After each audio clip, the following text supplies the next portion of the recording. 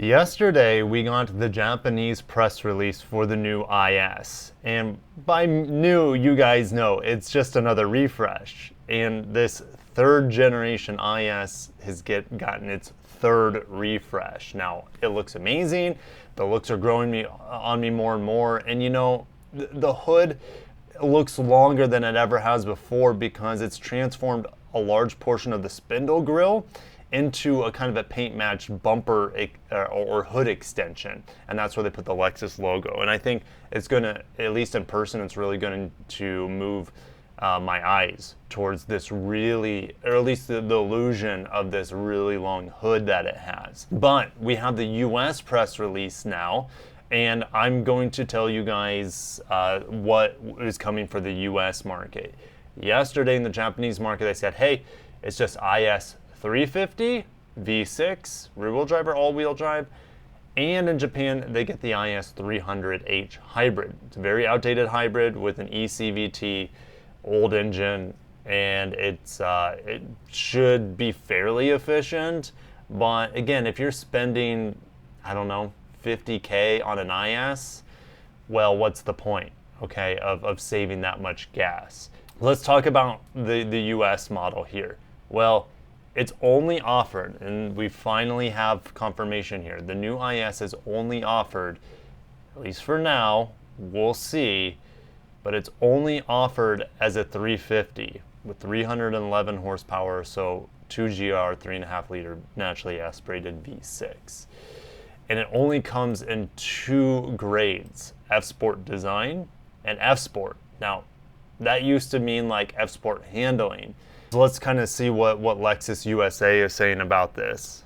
You can get optional red brake calipers, okay, they are not standard. Both of them have the new 19-inch wheels, meaning both grades have the 19-inch wheels, the new ones which look amazing. Now we have 7 different paint colors. Ultra white, which is a, obviously it's white, but it has a little sparkle to it. It's typically an F-Sport color. Iridium, which is a replacement for like silver lining metallic. It looks really good, really reflective. Think of like Silver Surfer sort of thing. Cloudburst gray, a dark gray. Caviar, sparkly black. Infrared, a fantastic red with great contrast to it, great sparkle. Ultrasonic blue mica 2.0 USB. Ultrasonic blue mica is a traditional F-Sport color as well. And wind. So there's no more incognito. It's being replaced by the wind color, which is maybe a light, like it looks like a lighter incognito. I'd have to see it in person. I think it'll look good.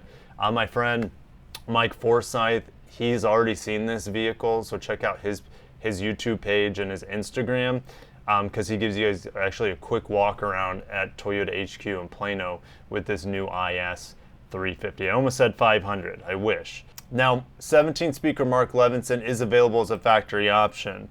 Standard is a 10-speaker, which is going to sound awesome, but 17-speaker Mark Lev, I'm glad that they're keeping it around. That's something that the Japanese market won, at least from the press deck yesterday. There was no confirmation about Mark Levinson. Well, here we are.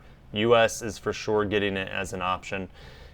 Who knows how much it'll cost? Three grand would be my guess, maybe more. We now have a bunch of USB-Cs in here. 2 USB-Cs are located at the rear of the center console for the rear passengers. You also have 2 up front, so you have 4 total. You have the wireless charger, which has a Gen 5 Qi standard. Typically, Toyota wireless chargers are not good, so I'm excited to see if this is any better. Drive trains and power trains. Well, it's really just drivetrain. Yes, there's an all-wheel drive still available. All right, with the 6-speed auto. 0 to 60 times have yet to be communicates about 5.7 seconds, 0 to 60 in an IS 350. All right, 280 pound-feet of torque mated, or to go alongside of the 311 peak horsepower. This is it. So, like for example, if we look at the current IS, look how many different grades there are. Lexus is going from 12 grades to 2. 12 grades to 2. And the IS 300 rear-wheel drive turbo, gone. IS 300 V6, gone. All-wheel drive, I should say specifically. And all the F-Sport variants of those are all gone now. So that's bonkers. Also on the top end, the IS 500 is gone. It is now official.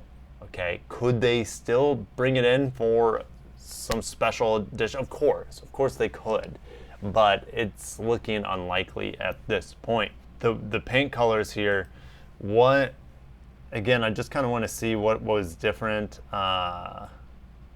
Really, they're just swapping incognito here for the wind color, and this is a bit of a darker gray compared to the wind.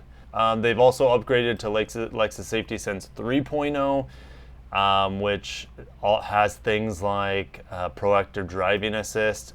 Don't like that. I turn that off every single time, as well as eyeball sensors and front cross traffic alert on these Toyota and Lexus models with this technology. We don't have pricing. It should be available early 2026. I've seen January, but we will see about that. Again, they've improved the power steering feel. They've also improved the suspension and the dampening.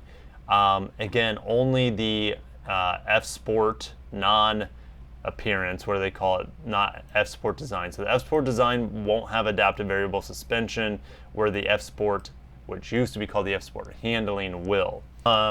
Going back to pricing for the Lexus IS here, what can we expect from pricing? Well, all these 300s are gone. So the 300 started under 42, and then to get to the 350, it was 45. Well, where is it going to be now? Well, it's going to start at least at 45, maybe 46, and top off, well, where does it top off right now? About 49.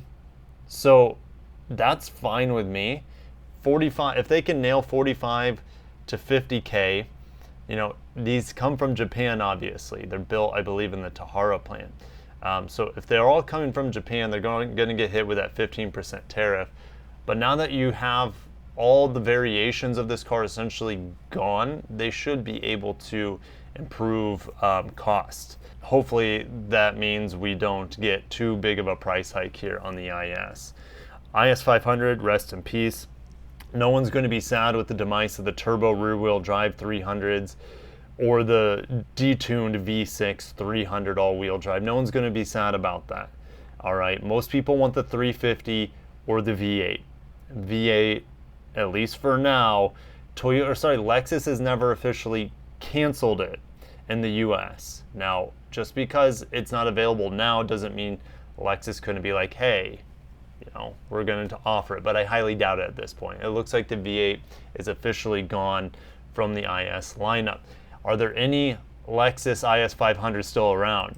Looking at my area back home, yeah, they're out there. They're still out there. 68K is a lot of money. Honestly, like, it doesn't sound as good as it should. It doesn't brake as good as it should. The transmission doesn't shift as fast or as intuitive as it should. So I have my own beef, I guess you could say, with the IS 500. I'm glad Lexus made it. The more things that have a V8, the better. But you got to do some work to this car to get it to perform the way it should, in my opinion. I'm not that sad about the demise of the IS 500. When the LC 500 gets canceled with that V8 and its expertly tuned exhaust and its 10-speed auto, this car should have had the 10-speed auto, the IS 500. And it should have also been able to bang off the red limiter like the LC 500.